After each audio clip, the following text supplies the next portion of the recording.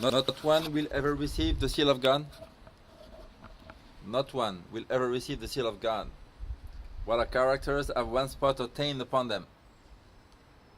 It is left with us to remedy the defects of our characters, to cleanse the soul temple of every defilement. Then the latter rain will fall upon us as the early rain fell upon the disciples on the day of Pentecost. We are too easily satisfied with our attainments. We feel richly increased with goods. I know not that we are wretched, miserable, poor, blind, and naked. Now is the time to need the admonition of the true witness.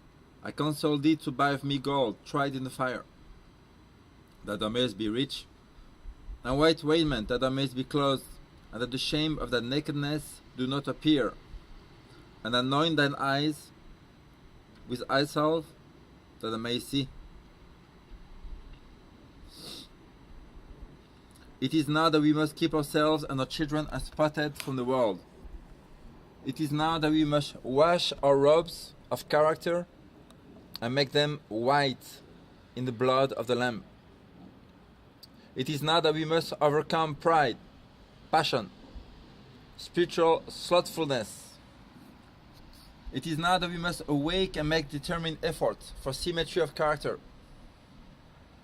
Today, if you will hear His voice, harden not your hearts. We are in a most trying position, waiting, watching for the Lord's appearing.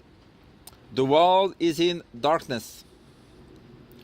But you, brethren, says Paul, are not in darkness, that the day should overtake you as a thief. It is ever God's purpose to bring light out of darkness, joy out of sorrow, and rest out of weariness for the waiting, longing soul. What are you doing, brethren, in a great work of preparation? Those who are uniting with the world are receiving the worldly mold and preparing for the mark of the beast. Those who are distrustful of self, who are humbling themselves before God and purifying their souls by obeying the truth, these are receiving the heavenly mold and preparing for the seal of God in their foreheads. When the decree shall go forth and the stamp is impressed, the character will remain pure and spotless for eternity. Now is the time to prepare. The seal of God will never be placed upon the forehead of an impure man or woman.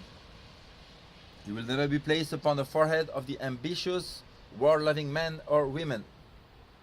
It will never be placed upon the forehead of men and women of false tongues and deceitful hearts.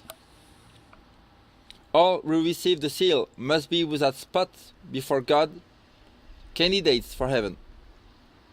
Go forward, my brethren and sisters. I can only write briefly upon these points at this time, merely calling your attention to the necessity of preparation. Search the scriptures for yourselves, that you may understand the fearful solemnity of the present hour. 5 Testimonies, page 216.